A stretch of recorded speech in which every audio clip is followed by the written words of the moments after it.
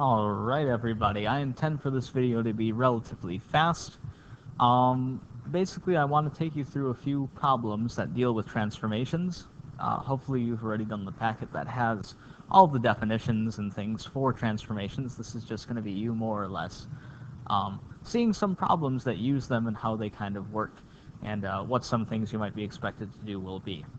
One thing that wasn't necessarily in that packet is some of the vocab relating to transformations. Right over here, we have the idea that there's the original figure and the image. And basically what that's going to do then is the original figure is what we start with, the image is what we end up with as we complete the transformation. So we have a few different types of transformations that we commonly see, and you saw those in the packet that you all worked on. The first one that we'll talk about here is the translation. And in the packet you saw a few types of translations. You saw horizontal ones, diagonal ones, vertical ones. And you know, what you discovered was you start with an XY point and basically you add or subtract to it, and you come up with new points. So, looking at this example, we have xy turning into x plus 5 and y minus 2. And what that basically means is your points are going to move 5 to the right and then down 2. So, for example, looking at A's coordinates, we have the point negative 3, 3. And our translation here tells us that we are going to move that to 1. And we can repeat this process. 2, 1 is over here. We can repeat this process for all the other points. You know, we would just find their old coordinate and then add 5 to the x coordinate, subtract 2 from the y, and we would get all of the new coordinates. But we can see they're all going to move 5 to the right, down 2, so there's our new b. That was A. There's our new C. There's our new D. And there's our new E. Describing the transformation, we could always say 5 to the right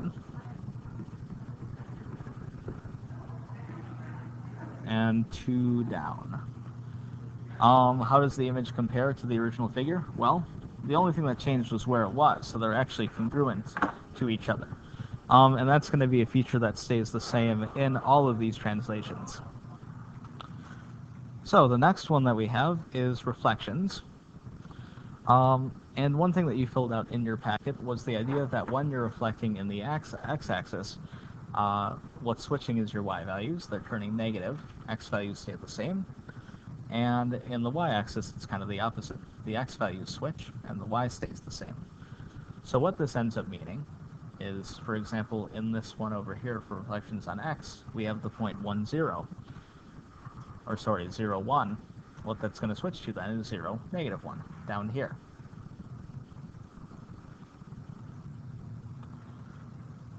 So that happens. Up here we have 0, 3.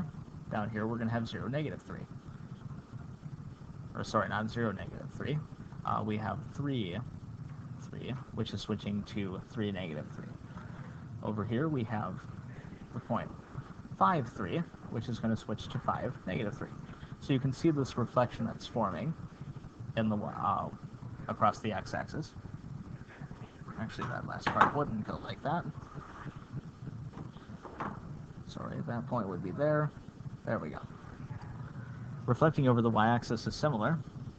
Here we have the point negative 1, 5, which is going to switch to 1, 5. And all of the points are going to sort of follow suit from there. You could be asked to do something like this to make a reflection. So there's that. How does the image compare to the original figure? Well, for both of these, again, the figure that we're creating ends up being congruent. It's just that its location has changed, and sometimes you'll notice that the shape kind of looks like it's flipped over. Both of these are symmetric, so it doesn't look so much like that. But actually, this x-axis one does, because we have the same shape, but now it's on the bottom half. They are congruent, but they're not in the same orientation. So that's reflections. Alright, next we are going to talk about rotation. And rotation was one that had some kind of strange rules to it, but they do make sense when you think about it. So what's happening is this object, and for the ones we're dealing with, they're centered at the origin, and what we're doing is we are rotating around the origin.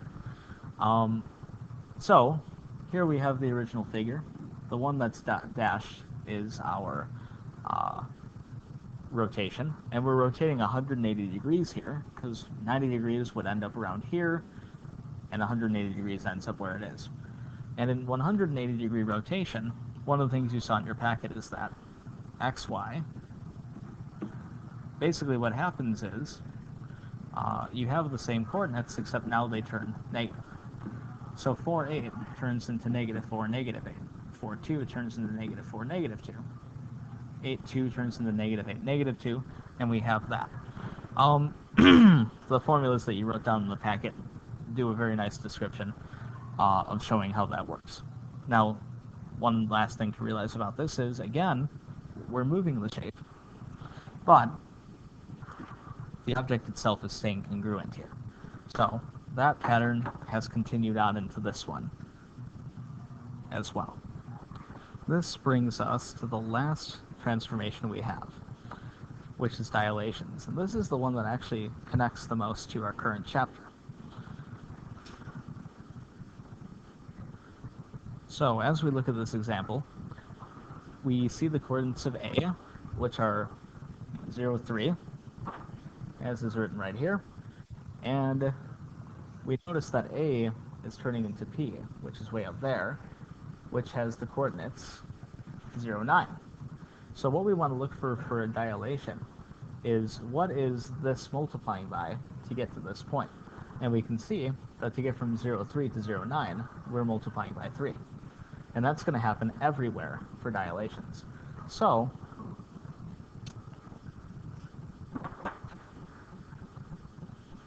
what that means then is that the 2, 3 is going to turn into 2 times 3, which is 6, and 3 times 3, which is 9.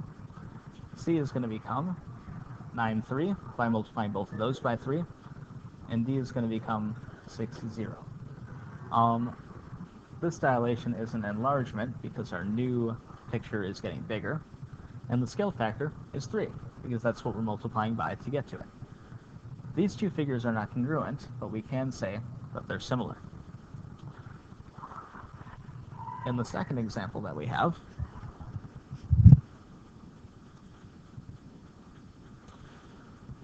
we can see that A is the image, which means that B here was the original shape. W is corresponding to this side, right, this point right here. So that means that 4, 2 turns into the point 2, 1. How do we get from 4 to 2? Well, one way we do it is we can say that we're multiplying by 1/2. You could also say you're dividing by 2. So 6 divided by 2 is 3, 4 divided by 2 is 2, and this is how we're figuring out the rest of these points. This one is a reduction because our new shape is smaller. The scale factor is 1/2, and again, these two images are similar. So at this point, you may need to rewatch some of these parts, but once you think you get it, try out the worksheet that has transformation problems and see how you can do on them. Good luck!